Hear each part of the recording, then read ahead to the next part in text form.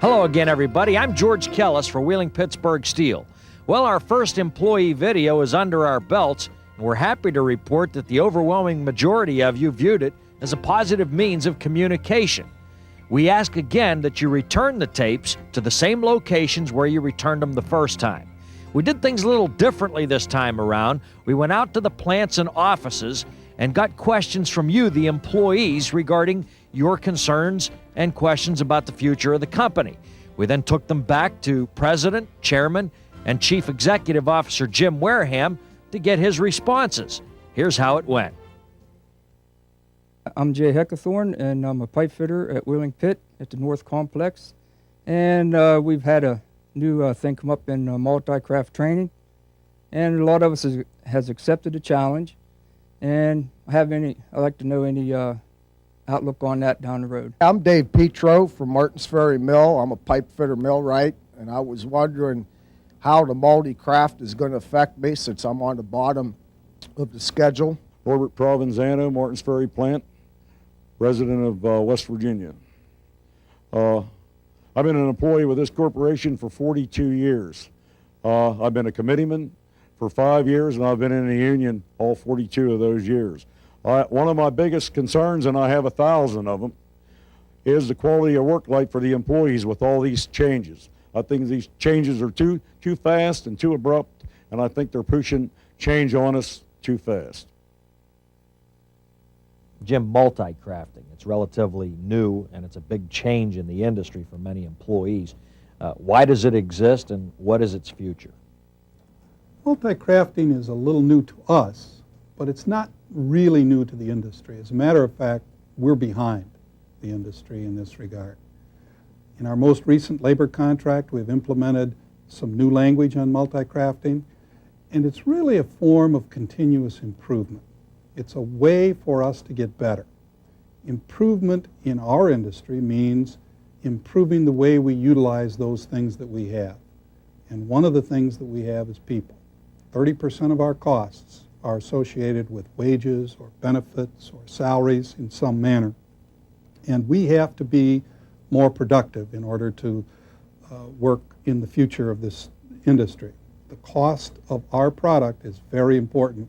The price of our product is steady. Over a 10-year period, the price of our product doesn't vary. And our costs, of course, rise because of various inflationary pressures. We have to drive those costs down. The reason that we need multi-crafting is we need people to be more productive, and this is just one of the elements. Multi-crafting is also beneficial to the individual.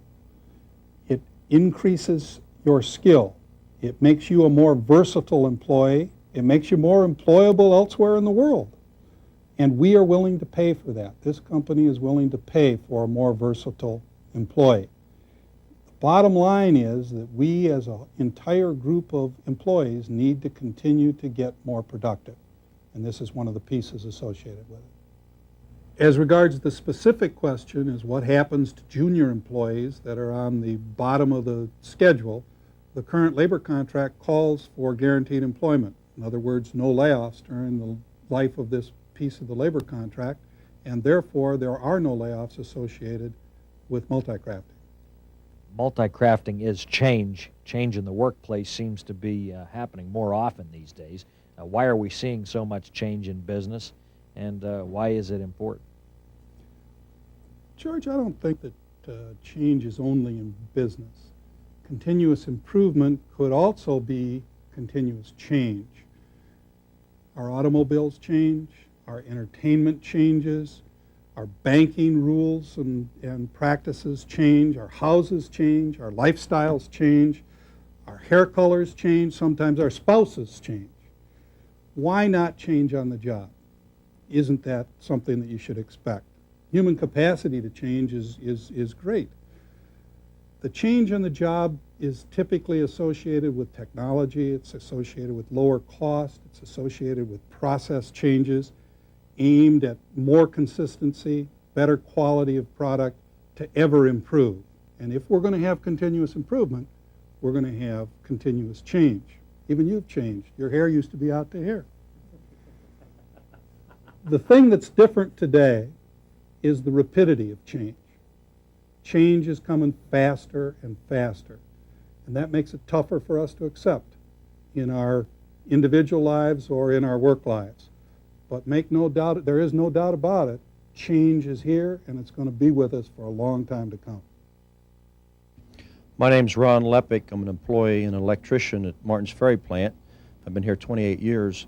And in the past, we've always negotiated contracts with Wheeling Pittsburgh Steel. Most recently, we are now talking about WHX Corporation. And people tell me that we own a dog track and so on. My question is, could somebody explain to me what is the holding company, what are the subsidiaries, who owns what in this corporation, and how does everything fit in terms of me and my fellow employees in the whole big scheme of things? My name is Terry Donnelly, and we're here at the Yorkville plant in the payroll department. My question is why did we buy the Wheeling Downs plant? Why did we buy Wheeling Downs? How could that benefit us as a corporation? My name's John Hibbets from Pipe Shop North. I'd like to know if the diversification would have any effect on our profit sharing. Mike Dema. I work here at Allenport plant. I'm an industrial engineer, and I got a question for Mr. Wareham, and I was wondering, all these acquisitions that we're purchasing, the profits that are being generated from these or anticipated to be generated, will they be going back into the steel portion of the corporation, or what will be actually done with all the funds that are made? Jim, with the recent announcement of acquisitions and the possibility of future acquisitions, obviously there are questions regarding corporate structure. Please clear up the workings of the corporate structure. WHX is our company. It is the publicly traded stock, and it's widely owned. It's owned by a variety of institutions around the United States, even some internationally. It's owned by individuals. You can buy it. Our employees can buy it. Anybody can buy the stock. It's just like General Electric or General Motors or U.S. Steel or IBM. It's traded every day on the stock market. Corporately, everything in the company belongs to those stockholders. And so there's no difference between the various parts of the company in terms of ownership. There are, however, major divisions in the company. The largest one is called WPC, Wheeling Pittsburgh Corporation, and contains all of the steel-related activities of the company. Another is the Capital Corporation. That's where all of the cash sits. That's where we take excess cash and invest it so that it's not sitting idle. And right now, that's a pretty major part of the company. There are also two minor parts of the company. One is a couple of radio stations, and the other is our recent investment in Wheeling Downs here in Wheeling. So the Capital Corp has several, or the WHX has several arms. The Capital Corp, WPC, the investment in Wheeling Downs, and a couple of small radio stations. WPC is the primary entity and the only operating company. And it contains Wheeling Pittsburgh Steel Corporation and Wheeling Corrugated as its major holding, and there are a couple of other minor ones. Pittsburgh Canfield is one that's been with the company for a long time, located up in Canfield, Ohio, and the new Wheeling Corrugated facility in Wilmington, North Carolina, is separated out as a separate entity when we bought it in 1993. So WPC, Wheeling Pittsburgh Corporation, owns these three entities. We have two recently announced acquisitions that we're in the process of finalizing. One, the Bowman Deck Company, will be organized in the same arm of WPC as the Wilmington, North Carolina facility. The other, the purchase of the coil coating line from Sharon Steel, will be organized in conjunction with the Pittsburgh Canfield operation. But by and large, most of the employees, most of the assets, and all of the steel is run through Wheeling Pittsburgh Steel Corporation or Wheeling Corrugated Corporation. Jim, why are these acquisitions so important, and will we be seeing some more of these down the road? Acquisitions are always important to a company. The one thing any company can't do is stand still. You either get bigger, you get smaller, you run faster, you run slower, you die. And in our case, we don't want to just sit still and die. So we do have an acquisition strategy. Most of our acquisition strategy has to do with downstreaming of steel, similar to the acquisitions in Wheeling Corrugated Company that we have made over the last few years, and the Bowman Deck Company that we've recently made an announcement on. Some of our acquisitions are outside that arena, like the investment in the dog track and the 2 radio stations. Those to date have been relatively small, and they are opportunistic in a sense. They're investments that are made to make a return, just like any investor would make an investment. The other investments are strategic. They're strategic to moving our steel products and being able to be a stronger, different, more downstreamed company in the future. We can expect more acquisitions. We're in an acquisition mode right now. As a company, we have some cash, and that's a good position to be in, but just having cash isn't good. Unlike an individual, a company has to have that cash constantly working and doing something for it. In our case, we want that cash to buy other assets that are compatible with what we own and are strategic to our future. So the answer is definitely yes, you can look forward to other acquisitions. Will acquisitions affect profit sharing, and will profits from them benefit the steel operation? The direct answer is no, they will not affect profit sharing. Under the labor contract, the profit sharing associated with our hourly employees is calculated strictly on the profit of WPSC and Wheeling Corrugated Company. And in that sense, the other acquisitions will have no impact whatsoever. It doesn't cost the steel company any more to have these other acquisitions. It doesn't make any more money, or it doesn't make any less money than it would in another circumstance. So the answer is no. For the salaried personnel, the calculation of profit sharing is on a broader basis. It is on the WHX level. However, there are certain things excluded from that, like the interest that's earned on the cash that sits there, and the radio station profits or losses are excluded. So the answer, once again, is no. Profit sharing monies are not being diverted in any way to make acquisitions. Okay, Frank Potenzini Jr., Craman Beach Bottom Plant.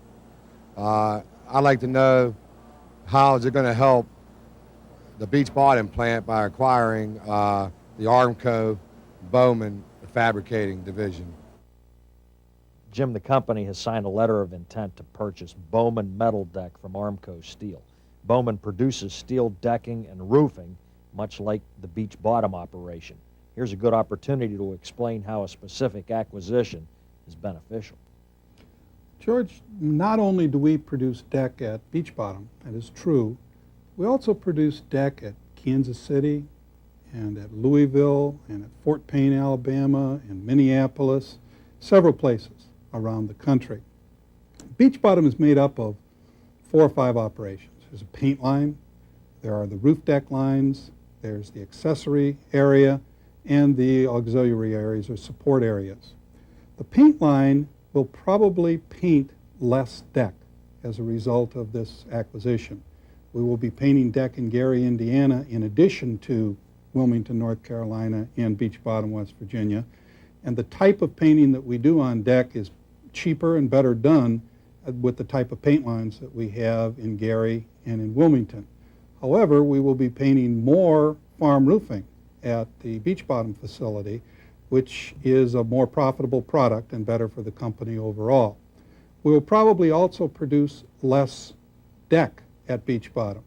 Some of the facilities, or some of the areas where the Gary facility has been shipping may gravitate towards Beach Bottom. We'll ship that product out of there. Some of the facilities where Beach Bottom has been shipping, perhaps in Ohio or Indiana, might flow from Gary. It depends on the geography and the cost of sending the steel. The Northeast in this country, where we're a pretty big deck supplier, will remain shipped out of Beach Bottom. But we have to look at this not only from a Beach Bottom perspective, but from a company perspective. Steubenville will be making more steel, Allenport will be rolling more deck, Martins Ferry will be coating more deck steel. So we'll look at this on the overall. And overall, this is the type of acquisition that will benefit us clearly in the future. Jim, anything else you'd like to add here today? Well, in closing, George, I'd like to reflect a little bit, I guess. 1994 has been a good year. It's not a year that we've been optimized, but it's been a good year.